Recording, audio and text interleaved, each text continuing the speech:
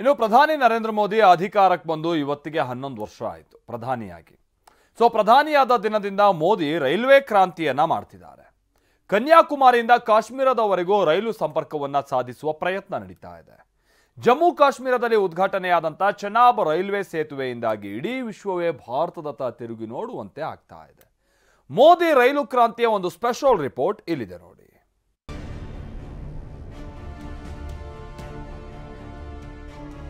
ये जम्मू कश्मीर के नए सामर्थ्य की पहचान है।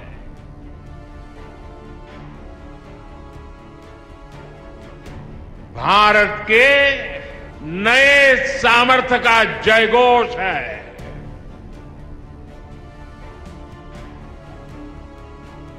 ये दोनों ब्रिज सिर्फ ईंट, सीमेंट, स्टील और लोहे के ढांचे नहीं है। ये पीर पंजाल की दुर्गम पहाड़ियों पर खड़ी भारत की शक्ति का जीवंत प्रतीक है।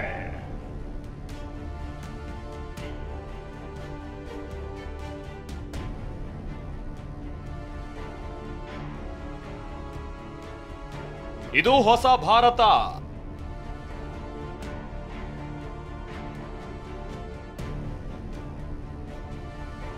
ಇದು ಹೊಸ ಭಾರತದ ಹೊಸ ವೇಗ.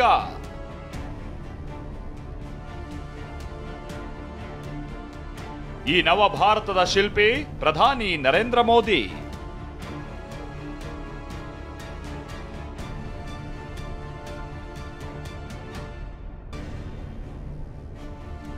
ಸ್ವಾತಂತ್ರ್ಯದ ನಂತರ ಇದೇ ಮೊದಲ ಬಾರಿಗೆ ಭಾರತದಲ್ಲಿ ಇಂತಹ ಅಭೂತಪೂರ್ವ ನಿರ್ಮಾಣ ಕಾರ್ಯಗಳು ನಡೀತಾ ಇದೆ. ಪ್ರಧಾನಿ ಮೋದಿ ಅಧಿಕಾರಕ್ಕೆ ಬಂದು 11 ವರ್ಷಗಳು ತುಂಬಿದೆ. ಈ ಅವಧಿಯಲ್ಲಿ ಪ್ರಧಾನಿ ಮೋದಿ ಬಹುದೊಡ್ಡ ರೈಲ್ವೆ ಕ್ರಾಂತಿಯನ್ನೇ ಮಾಡಿದ್ದಾರೆ.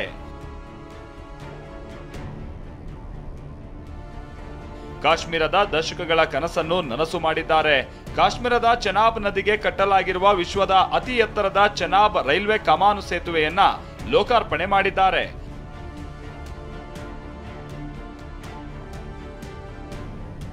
ಕೈಯಲ್ಲಿ ರಾಷ್ಟ್ರಧ್ವಜ ಹಿಡಿದು ಪ್ರಧಾನಿ ನರೇಂದ್ರ ಮೋದಿ ಚೆನಾಬ್ ಸೇತುವೆ ಮೇಲೆ ನಡೆದಿದ್ದಾರೆ.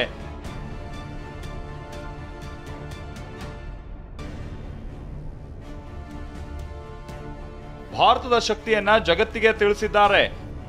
ಭಾರತದ ಕೌಶಲ್ಯಗಳನ್ನ ಪರಿಚಯಿಸಿದ್ದಾರೆ.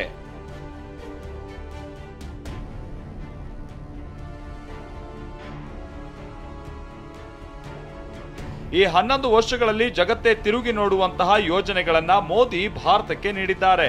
ಜಮ್ಮು ಕಾಶ್ಮೀರದ ಚೆನಾಬ್ ರೈಲ್ವೆ ಸೇತುವೆ ಉದ್ಘಾಟಿಸುವ ಮೂಲಕ ವಿಶ್ವವೇ ಭಾರತದತ್ತ ತಿರುಗಿ ನೋಡುವಂತೆ ಮಾಡಿದ್ದಾರೆ. आज जम्मू कश्मीर के लाखों लोगों का सपना पूरा हुआ है। ये प्रोजेक्ट पूरा करना मुश्किल था, चुनौतीपूर्ण था, लेकिन हमारी सरकार ने चुनौती को ही चुनौती देने का रास्ता चुना है।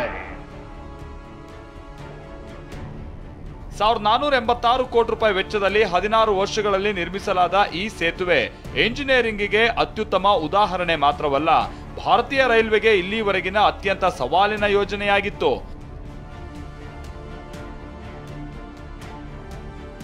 ಚೆನಾಬ್ ರೈಲ್ವೆ ಕಮಾನು ಸೇತುವೆಯ ಉದ್ದ 1315 ಮೀಟರ್ ಮತ್ತು ಅದರ ಎತ್ತರ 359 ಮೀಟರ್ ಇದೆ.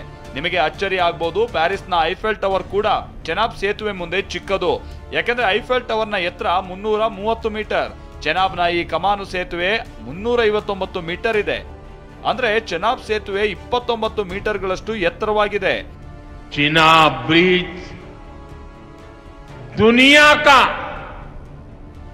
सबसे ऊंचा रेलवे आर्च ब्रिज है। ये ब्रिज एफिल टावर से भी बहुत ऊंचा है। अब लोग चिनाब ब्रिज के जरिए कश्मीर देखने तो जाएंगे ही, ये ब्रिज भी अपने आप में एक आकर्षक टूरिस्ट डेस्टिनेशन बनेगा। ಜಮ್ಮು ಮತ್ತು ಕಾಶ್ಮೀರದ ಸುಂದರ ಕಣಿವೆಗಳಲ್ಲಿ ಈ ಜಗತ್ತಿನ ಅದ್ಭುತ ಸಿದ್ಧವಾಗಿ ನಿಂತಿದೆ.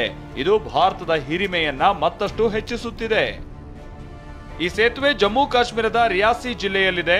ಈ ಸೇತುವೆಯ ಶಕ್ತಿಯ ಬಗ್ಗೆ ಮಾತನಾಡೋದಾದ್ರೆ ಇದು 120 ವರ್ಷಗಳ ಕಾಲ ಗಟ್ಟುಮುಟ್ಟಾಗಿ ನಿಲ್ಲುತ್ತೆ ಅಂತ ಹೇಳಲಾಗ್ತಾ ಇದೆ.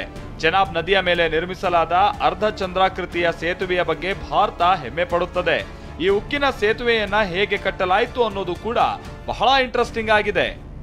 ಈ ಚೆನಾಬ್ ಸೇತುವೆಯನ್ನ ನಿರ್ಮಿಸೋದಕ್ಕೆ 28,660 ಮೆಟ್ರಿಕ್ ಟನ್ ಉಕ್ಕನ್ನ ಬಳಸಲಾಗಿದೆ. ಈ ಸೇತುವೆಯ ಕಮಾನಿನ ತೂಕವೇ 10,619 ಮೆಟ್ರಿಕ್ ಟನ್. ಇದರಲ್ಲಿ ಸುಮಾರು 2 ಲಕ್ಷ ನೆಟ್ ಬೋಲ್ಟ್ ಗಳನ್ನ ಅಳವಡಿಸಲಾಗಿದೆ. ಆದರೆ ಈ ಸೇತುವೆಯನ್ನ 17 ಕಂಬಗಳ ಮೇಲೆ ನಿರ್ಮಿಸಲಾಗಿದೆ. ಈ ಸೇತುವೆಯನ್ನ ನಿರ್ಮಿಸೋದಕ್ಕೆ ಸುಮಾರು 1,486 ಕೋಟಿ ರೂಪಾಯಿಯಷ್ಟು ಖರ್ಚು ಮಾಡಲಾಗಿದೆ. ಜಮ್ಮು, ಕತ್ರಾ ಮತ್ತು ಶ್ರೀನಗರ ನಡುವೆ ಚಲಿಸುವ ರೈಲು ಹಳಿಯನ್ನ ನಿರ್ಮಿಸೋದಕ್ಕೆ ವಿಶೇಷ ತಂತ್ರಜ್ಞಾನವನ್ನ ಬಳಸಲಾಗಿದೆ. ಯಾಕಂದ್ರೆ ಯಾವುದೇ ರೀತಿಯ ವಿಪತ್ತನ್ನ ಎದುರಿಸಬೇಕು ಅನ್ನೋ ಕಾರಣಕ್ಕೆ. ಈ ಚೆನಾಬ್ ಸೇತುವೆಯ ವಿಶೇಷತೆಯನ್ನ ನೋಡಿದ್ರೆ ಇದು ಜಗತ್ತಿನ ಅತ್ಯಂತ ವಿಭಿನ್ನ ಮತ್ತು ಸರಿಸಾಟಿ ಇಲ್ಲದ ಸೇತುವೆ ಅಂತ ಅನ್ನಿಸುತ್ತೆ. ಈ ಸೇತುವೆಯನ್ನ ಯಾವ ರೀತಿ ವಿನ್ಯಾಸಗೊಳಿಸಲಾಗಿದೆ ಅಂದ್ರೆ ಅದು ಯಾವುದೇ ಭಯೋತ್ಪಾದಕ ದಾಳಿಯನ್ನ ತಡೆದುಕೊಳ್ಳುವ ಸಾಮರ್ಥ್ಯ ಹೊಂದಿದೆ. ಇದು ಯಾವುದೇ ರೀತಿಯ ಬಾಂಬ್ ಸ್ಫೋಟವನ್ನು ತಡೆದುಕೊಳ್ಳಬಲ್ಲದು. ಗಂಟೆಗೆ 266 ಕಿಲೋಮೀಟರ್ ವೇಗದಲ್ಲಿ ಬೀಸುವ ಗಾಳಿ ಕೂಡ ಅದರ ಮೇಲೆ ಯಾವುದೇ ಪರಿಣಾಮ ಬೀರೋದಿಲ್ಲ. ಇಷ್ಟೇ ಅಲ್ಲ, 8ರ ರಿಕ್ಟರ್ ಮಾಪಕದ ಭೂಕಂಪನದಲ್ಲೂ ಅದು ಹಾಗೆ ಉಳಿಯುತ್ತದೆ. ಆದರೆ ರೈಲುಗಳು ಇದರ ಮೇಲೆ ಗಂಟೆಗೆ 100 ಕಿಲೋಮೀಟರ್ ವೇಗದಲ್ಲಿ ಸಾಗಬಲ್ಲವು. ಇದಲ್ಲದೆ -10 ಡಿಗ್ರಿಯಿಂದ 40 ಡಿಗ್ರಿ ವರೆಗಿನ ತಾಪಮಾನವೂ ಕೂಡ ಅದರ ಮೇಲೆ ಯಾವುದೇ ಪರಿಣಾಮ ಬೀರೋದಿಲ್ಲ. ಶ್ರೀನಗರ, ಉಧಂಪುರ, ಬಾರಾಮುಲ್ಲಾ ರೈಲು ಸೇತುವೆ ಸಂಪರ್ಕ ಯೋಜನೆಯ ಅಡಿ ನಿರ್ಮಿಸಲಾದ ಚೆನಾಬ್ ರೈಲು ಸೇತುವೆ ಉದ್ಘಾಟನೆ ನಂತರ ಪ್ರಧಾನಿ ಮೋದಿ ಅದೇ ಹಳಿಯಲ್ಲಿ ನಿರ್ಮಿಸಲಾದ ಅಂಜಿ ಸೇತುವೆಯನ್ನು ಉದ್ಘಾಟಿಸಿದ್ರು. ಇದು ಕೇಬಲ್ ಸ್ಟೇ ತಂತ್ರಜ್ಞಾನದ ಮೇಲೆ ನಿರ್ಮಿಸಲಾದ ದೇಶದ ಮೊದಲ ರೈಲ್ವೆ ಸೇತುವೆ ಆಗಿದೆ. ಈ ಐತಿಹಾಸಿಕ ಸೇತುವೆ ಕಾಶ್ಮೀರ ಕಣಿವೆಯನ್ನ ಭಾರತದ ಉಳಿದ ಭಾಗಗಳೊಂದಿಗೆ ಸಂಪರ್ಕಿಸೋದಲ್ಲದೆ ಈ ಪ್ರದೇಶದಲ್ಲಿ ವ್ಯಾಪಾರ, ಪ್ರವಾಸೋದ್ಯಮ ಮತ್ತು ಕೈಗಾರಿಕಾ ಅಭಿವೃದ್ಧಿಗೆ ಹೊಸ ವೇಗ ನೀಡುತ್ತೆ. हमारा अंजी ब्रिज भी इंजीनियरिंग का बेहतरीन नमूना है। ये भारत का पहला केबल सपोर्टेड रेलवे ब्रिज है। ये दोनों ब्रिज सिर्फ ईंट, सीमेंट, स्टील और लोहे के ढांचे नहीं है। ये पीर पंजाल की दुर्गम पहाड़ियों पर खड़ी भारत की शक्ति का जीवंत प्रतीक है। ಚೆನಾಬ್ ರೈಲ್ವೆ ಸೇತುವೆ ನಿರ್ಮಾಣದ ನಂತರ ಜಮ್ಮು ಕಾಶ್ಮೀರವನ್ನ ಉಧಂಪುರದ ಮೂಲಕ ದೆಹಲಿಗೆ ಸಂಪರ್ಕಿಸಲಾಗಿದೆ. ಇನ್ನು ಚೆನಾಬ್ ಸೇತುವೆಯು ಸೈನ್ಯಕ್ಕೂ ಕೂಡ ಬಹಳ ಮುಖ್ಯ ಆಗಿದೆ. ಏಕೆಂದರೆ ಚೆನಾಬ್ ರೈಲ್ವೆ ಸೇತುವೆಯಿಂದಾಗಿ ದೆಹಲಿಯ ಜೊತೆಗೆ ನೇರ ನಂಟು ಬೆಸೆಯುತ್ತೆ.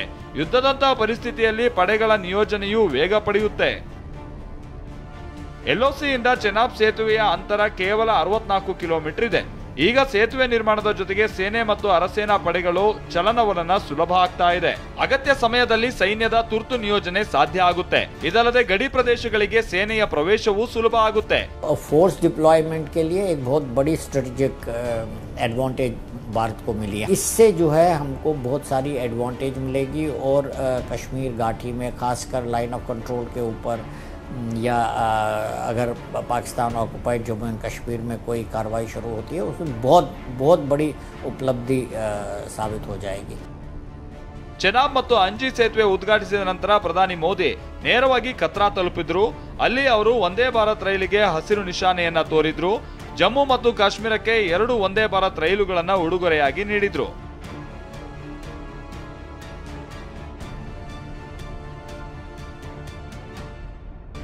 ಇದು ಮೋದಿ ಸರ್ಕಾರದ ದೂರದೃಷ್ಟಿಯ ಆಲೋಚನೆಯ ಪ್ರತಿಫಲ. ಕಳೆದ ದಶಕದಲ್ಲಿ ಭಾರತದಲ್ಲಿ ರೈಲ್ವೆ ಸಂಪರ್ಕವು ವೇಗವಾಗಿ ವಿಸ್ತರಿಸ್ತಾ ಇರುವುದು ಮೋದಿ ಸರ್ಕಾರದ ದೂರದೃಷ್ಟಿಯ ಚಿಂತನೆಯ ಪರಿಣಾಮ.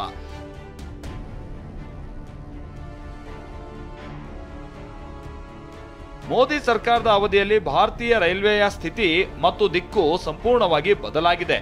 ಕಳೆದ 11 ವರ್ಷದಲ್ಲಿ ದೇಶವು ನಿರಂತರವಾಗಿ ಅಭಿವೃದ್ಧಿಯ ಹೊಸ ಆಯಾಮಗಳನ್ನು ಸೃಷ್ಟಿಸ್ತಾ ಇದೆ.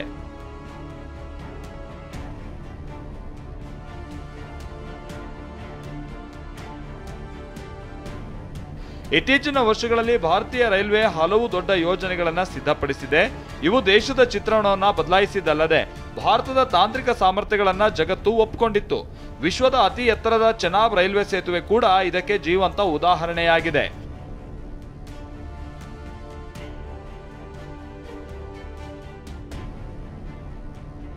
आजादी में पहली बार इतना काम हुआ है जो हमने करके दिखाया है। हम अपने यहां नौजवानों के लिए लगातार रोजगार के नए अवसर बढ़ा रहे हैं। ಮೋದಿ ನೇತೃತ್ವದ ಸರ್ಕಾರವು ಕಳೆದ ಕೆಲವು ವರ್ಷಗಳಲ್ಲಿ ದೇಶದಾದ್ಯಂತ ರೈಲ್ವೆ ಸಂಪರ್ಕ ಜಾಲವನ್ನ ನಿರ್ಮಿಸಿದೆ. ಇದರ ಪರಿಣಾಮವಾಗಿ ಭಾರತವು ಒಂದು ವರ್ಷದಲ್ಲಿ ನಿರ್ಮಿಸ್ತಾ ಇರುವ ಹೊಸ ರೈಲು ಜಾಲದ ಪ್ರಮಾಣವು ಅನೇಕ ದೇಶಗಳ ರೈಲ್ವೆಗಳ ಸಂಪೂರ್ಣ ಜಾಲಕ್ಕಿಂತ ಹೆಚ್ಚಿದೆ. ನಾವು 2023ರ ಡೇಟಾವನ್ನ ನೋಡಿದ್ರೆ ಅದರಿಂದ 2024-25ರಲ್ಲಿ ರೈಲು ಜಾಲಕ್ಕೆ 2282 ಕಿಲೋಮೀಟರ್ ಹೊಸ ರೈಲು ಜಾಲವನ್ನ ಸೇರಿಸಲಾಗಿದೆ. ಚೆನಾಬ್ ರೈಲ್ವೆ ಸೇತುವೆಯ ಹೊರತಾಗಿ ಮೋದಿ ಸರ್ಕಾರದ ಅವಧಿಯಲ್ಲಿ ಇಡೀ ಜಗತ್ತು ಗುರುತಿಸಿರುವ ರೈಲ್ವೆ ಸೇತುವೆಗಳನ್ನು ನಿರ್ಮಿಸಲಾಗಿದೆ. ಇದರ ಮೊದಲ ಹೆಸರು ಪಂಬನ್ ಸೇತುವೆ. ಇದೇ ವರ್ಷದ ಏಪ್ರಿಲ್ 6ರಂದು ಪ್ರಧಾನಿ ಮೋದಿ ಏಷ್ಯಾದ ಮೊದಲ ವರ್ಟಿಕಲ್ ಲಿಫ್ಟ್ ಸ್ಪ್ಯಾನ್ ರೈಲ್ವೆ ಸೇತುವೆಯನ್ನ ಅಂದ್ರೆ ತಮಿಳುನಾಡಿನ ರಾಮೇಶ್ವರಂನಲ್ಲಿರುವ ಹೊಸ ಪಂಬನ್ ಸೇತುವೆಯನ್ನ ಉದ್ಘಾಟಿಸಿದ್ರು. 2.08 ಕಿಲೋಮೀಟರ್ ಉದ್ದದ ಸೇತುವೆಯ ಅಡಿಪಾಯವನ್ನ ಮೋದಿ ಅವರು 2019ರ ನವೆಂಬರ್ನಲ್ಲಿ ಹಾಕಿದ್ದರು. हमारे लिए हर प्रोजेक्ट भारत के नवनिर्माण का माध्यम है। जैसे एक एक ईंट से बुलंद इमारत बनती है, वैसे ही ऐसे हर प्रोजेक्ट से भव्य भारत की इमारत बन रही है। ಪಂಬನ್ ಸೇತುವೆಯನ್ನ 535 ಕೋಟಿ ರೂಪಾಯಿ ವೆಚ್ಚದಲ್ಲಿ ನಿರ್ಮಿಸಲಾಗಿದೆ. ಇದರ ಎತ್ತರದ ಭಾಗವು 72.5 ಮೀಟರ್ ಉದ್ದ ಇದೆ. ಈ ಸೇತುವೆ 17 ಮೀಟರ್ಗಳವರೆಗೆ ಎತ್ತರವಾಗಬಹುದು. ಇದರಲ್ಲಿ ರೈಲುಗಳು ಮೇಲ್ಭಾಗದಲ್ಲಿ ಚಲಿಸುತ್ತವೆ ಮತ್ತು ಹಡಗುಗಳು ಕೆಳಗೆ ಹಾದು ಹೋಗುತ್ತವೆ.